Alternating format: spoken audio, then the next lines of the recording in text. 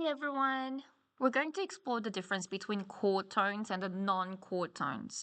These are important concepts that help make music sound interesting and full of emotions. So what are the chord tones? First up, chord tones. These are the notes that actually make up the chord you're playing. For example, if you're playing the C major chord, the chord tones are C, E, G.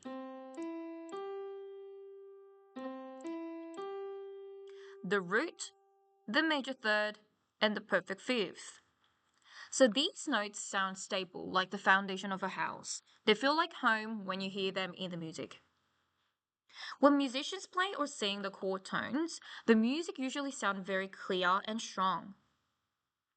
So what are the non-chord tones then?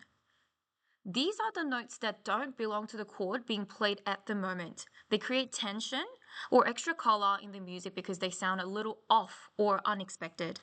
Imagine playing a C major chord and adding an F note. F is not part of the C major chord, and so it's a non-chord tone. Okay, so non-chord tones usually lead you back to the chord tones. So think of it like taking a little musical detour before returning home. For example, you might play a D note and when the chord is C major. So since the D note is outside the chord, and then you move back to C or E. Okay, I'm going to show you an example. So here's the basic C chord, and here's the non-chord.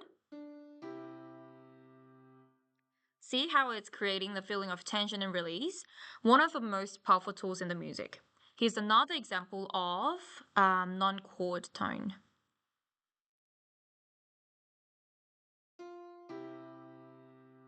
And another one.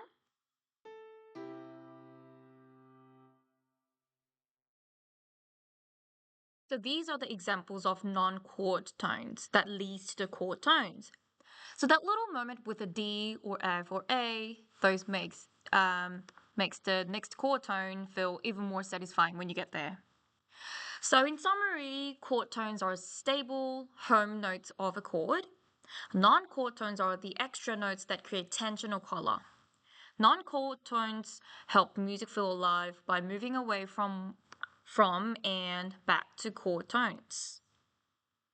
So try listening close to your favorite songs and see if you can spot chord tones and non-chord tones.